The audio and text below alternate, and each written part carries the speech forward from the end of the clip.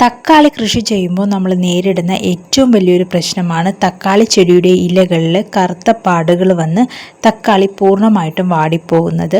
അതുപോലെ പൂക്കുന്ന സമയമൊക്കെ ആകുമ്പോൾ കായകൾ കൊഴിഞ്ഞു പോകുന്നു. ഇനി കായ പിടിച്ചതിന് ശേഷവും കായയുടെ താഴ്ഭാഗത്തായിട്ട് കറുത്ത പാടുകൾ വന്ന് കായകൾ ചീഞ്ഞു പോകുന്നു. അപ്പോൾ ഇതിൻ്റെയൊക്കെ പ്രതിവിധിയെക്കുറിച്ചിട്ടാണ് നമ്മുടെ ഇന്നത്തെ വീഡിയോ. അതായത് എൻ്റെ വീട്ടിലുള്ള തക്കാളി ചെടികൾക്ക് ഞാൻ പൊതുവേ ചെയ്യുന്ന കാര്യങ്ങളും ഇതുപോലെ നിറയെ കായ്ക്കാനായിട്ട് കൊടുക്കുന്ന കുഞ്ഞു കുഞ്ഞു വളങ്ങളെ കുറിച്ചിട്ടൊക്കെയാണ് നമ്മുടെ ഇന്നത്തെ വീഡിയോ.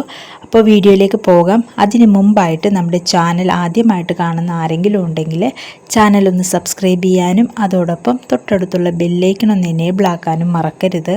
എല്ലാവർക്കും നമ്മുടെ പുതിയൊരു വീഡിയോയിലേക്ക് സ്വാഗതം. നമ്മുടെ മണ്ണ് തക്കാളി കൃഷിക്ക് അനുയോജ്യമാക്കി മാറ്റുകയാണ് ആദ്യം ചെയ്യേണ്ടത്. അതിനായിട്ട് മണ്ണിൽ കുമ്മായമോ ഡോളോമേറ്റോ ഒക്കെ ചേർത്ത് കൊടുക്കാം. ഇപ്പോൾ കുമ്മായം ഡോളോമേറ്റൊക്കെ ചേർക്കുമ്പോൾ മണ്ണിൻ്റെ pH ലെവൽ ബാലൻസ് ആയിട്ടുണ്ടാവും. കുമ്മായം ചേർത്ത് ഒരു 15 ദിവസം കഴിഞ്ഞതിന് ശേഷം മാത്രമേ തൈകൾ നടാവുള്ളൂ. നല്ല രീതിയിൽ അടിവളമൊക്കെ കൊടുത്തതിന് ശേഷം വേണം തൈ നടാനായിട്ട്. അടിവളത്തോടൊപ്പം തന്നെ 100 ഗ്രാം അളവിൽ വേപ്പിൻ പിണ്ണാക്കും ഒരു ഗ്രോ ബാഗിലേക്ക് നമുക്ക് ചേർത്ത് കൊടുക്കാവുന്നതാണ്. തക്കാളിയിൽ കാണുന്ന പ്രധാന ഒരു പ്രശ്നമാണ് വേരുചീയൽ. അതുപോലെ രോഗങ്ങളുടെ എല്ലാ ആരംഭവും ഈ വേരിൽ നിന്ന് തന്നെയാണ്. അപ്പോൾ അതുകൊണ്ട് തന്നെ വേപ്പിൻ പിണ്ണാക്ക് നമ്മൾ നിർബന്ധമായിട്ടും ചേർത്ത് കൊടുക്കണം. വേപ്പിൻ പിണ്ണാക്ക് ചേർക്കുമ്പോൾ മണ്ണിലൂടെ വരുന്ന രോഗങ്ങളെ നമുക്ക് പ്രതിരോധിക്കാനായിട്ട് കഴിയും. തക്കാളി വിത്തുകൾ സുഡോമോണക്സ് ലായനിയിൽ മുക്കി വെച്ചതിന് ശേഷം വേണം പാകാനായിട്ട്. 2 ആഴ്ച കഴിയുമ്പോൾ തന്നെ തൈക്ക് നല്ല വളർച്ച കാണും. അതിനുശേഷം നമുക്ക് ഗ്രോ ബാഗിലേക്ക് മാറ്റി നടാം. അപ്പോൾ ഗ്രോ ബാഗ് ഒരു 1/4 ഭാഗം നിറച്ചതിന് ശേഷം വേണം തൈ മാറ്റി നടാനായിട്ട്. മാറ്റി നടുന്ന സമയത്ത് വേരുകൾക്ക് ഡാമേജ് വരാത്ത രീതിയിൽ ശ്രദ്ധിച്ച് വേണം അത് ഇളക്കി മാറ്റി നടാനായിട്ട്. തൈ മാറ്റി നട്ട് കഴിഞ്ഞാൽ ആദ്യത്തെ ഒരു 3-4 ദിവസം തണലത്ത് വേണം വെക്കാനായിട്ട്. അതിനുശേഷം നല്ല വെയിൽ കിട്ടുന്ന ഭാഗത്തേക്ക് മാറ്റി നടാം. നല്ല രീതിയിൽ വെയിൽ കിട്ടിയാൽ തന്നെ തക്കാളിയിൽ നന്നായിട്ട് വിളവ് കിട്ടും. പിന്നെ തക്കാളി ചെടിക്ക് നന്നായിട്ട് തന്നെ വളങ്ങൾ കൊടുക്കുക.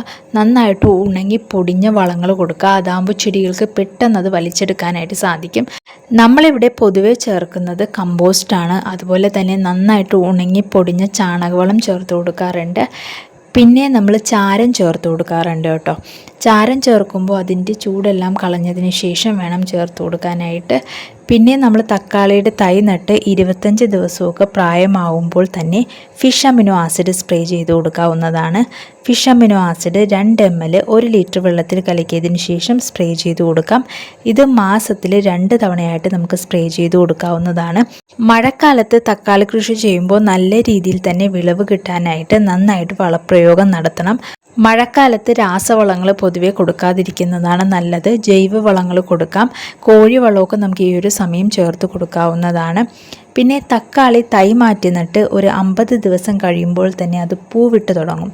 പൂവിട്ട് തുടങ്ങുന്നത് മുതലാണ് കൂടുതലായിട്ടും ഈ തക്കാളി ചെടിയിൽ രോഗങ്ങൾ കണ്ടുവരുന്നത്. അപ്പോൾ പൂവിട്ട് തുടങ്ങിയതിന് ശേഷം പൂക്കൾ കൊഴിഞ്ഞു പോകാതിരിക്കാനായിട്ടുള്ള കാര്യങ്ങൾ കൂടി നമ്മൾ ചെയ്യണം. പൂവിട്ട് തുടങ്ങിക്കഴിഞ്ഞാൽ നൈട്രജൻ കൂടുതലായിട്ടുള്ള വളങ്ങൾ കൊടുക്കരുത്. അതായത് ചാണകപ്പൊടി, കടലപ്പിണ്ണാക്ക് പുളിപ്പിച്ചതൊന്നും ഈ ഒരു സമയത്ത് നമ്മൾ കൊടുക്കരുത്. പൂവിട്ടതിന് ശേഷം പൊട്ടാഷും ഫോസ്ഫറസും അടങ്ങിയിട്ടുള്ള വളങ്ങൾ വേണം കൊടുക്കാനായിട്ട്. അതിനായിട്ട് നമുക്ക് ചാരവും എല്ലുപൊടിയൊക്കെ ചേർത്ത് കൊടുക്കാവുന്നതാണ്. പിന്നെ ബോറോണിൻ്റെയും കാൽസ്യത്തിൻ്റെയും കുറവ് വരുന്ന സമയങ്ങളിലും പൂക്കൾ കൊഴിഞ്ഞു പോകാം. അതിനായിട്ട് കാൽസ്യം കൊടുക്കാനായിട്ട് നമുക്ക് നന്നായിട്ട് പൊടിഞ്ഞ കുമ്മായം ചേർത്ത് കൊടുക്കാം. അതുപോലെ മുട്ടത്തോട് പൊടിച്ച് ചുവട്ടിൽ ചേർത്ത് കൊടുക്കാവുന്നതാണ്. പിന്നെ ബോറോൺ കൊടുക്കാനായിട്ട് 1 ഗ്രാം ബോറാക്സ് 1 ലിറ്റർ വെള്ളത്തിൽ കലക്കിയതിന് ശേഷം തക്കാളിയുടെ ഇലകളിലെല്ലാം നന്നായിട്ട് തളിച്ചു കൊടുക്കാവുന്നതാണ്. തക്കാളിയുടെ ഇലയിൽ കറുത്ത പാടുകൾ കണ്ടു തുടങ്ങിയാൽ ആദ്യം തന്നെ ഒരു മൂർച്ചയുള്ള ബ്ലേഡോ കത്തിയോ ഉപയോഗിച്ചിട്ട് അങ്ങനെയുള്ള ഇലകൾ കട്ട് ചെയ്തെടുക്കുക. അതിനുശേഷം ഈ ഇലകൾ കത്തിച്ചു കളയാണ് ചെയ്യേണ്ടത്. അല്ലെങ്കിൽ മറ്റുള്ള ചെടികളിലേക്കും ഈ ഒരു രോഗം വരും. അതിനുശേഷം ഏതെങ്കിലും ഒരു ജൈവ കീടനാശിനി, ഇപ്പോൾ ബിവേറിയ ആണെങ്കിൽ 20 ഗ്രാം ബിവേറിയ 1 ലിറ്റർ വെള്ളത്തിൽ കലക്കിയതിന് ശേഷം ഇലയുടെ താഴ്ഭാഗത്തും ചെടി മുഴുവനായിട്ടും ഒന്ന് സ്പ്രേ ചെയ്ത് കൊടുക്കണം. പിന്നെ ഉള്ളത് തക്കാളിയുടെ കായുടെ താഴ്ഭാഗത്ത് കറുത്ത നിറം വന്ന് കായകൾ ചീഞ്ഞു പോകുന്നതാണ്. അപ്പോൾ കാൽസ്യത്തിൻ്റെയും ബോറോണിൻ്റെയും കുറവ് വരുന്ന സമയങ്ങളിൽ ഇങ്ങനെയുള്ള പ്രശ്നങ്ങൾ ഉണ്ടാവും. അപ്പോൾ അതിന് നമ്മൾ നേരത്തെ പറഞ്ഞതുപോലെ കാൽസ്യം കൊടുക്കാനായിട്ടുള്ള കാര്യങ്ങൾ ചെയ്യുക. അതുപോലെ ബോറോൺ ചേർത്ത് കൊടുക്കുക. പിന്നെ മൈക്രോ ന്യൂട്രിയൻസ് ചേർത്ത് കൊടുക്കാം. 1/2 സ്പൂൺ അളവിൽ മൈക്രോ ന്യൂട്രിയൻസ് 1 ഗ്രോ ബാഗിലേക്ക് നമുക്ക് ചേർത്ത് കൊടുക്കാവുന്നതാണ്. അപ്പോൾ ഇത്രയൊക്കെ കാര്യങ്ങളാണ് പ്രധാനമായിട്ടും നമ്മൾ തക്കാളി കൃഷി ചെയ്യുമ്പോൾ ശ്രദ്ധിക്കേണ്ടതായിട്ടുള്ളത്. ഇന്നത്തെ വീഡിയോ നിങ്ങൾക്ക് എല്ലാവർക്കും ഉപകാരപ്രദമായെങ്കിൽ നമ്മുടെ ചാനൽ ഒന്ന് സബ്സ്ക്രൈബ് ചെയ്യാനും അതോടൊപ്പം ലൈക്ക് ചെയ്യാനും ഷെയർ ചെയ്യാനും മറക്കല്ലേ.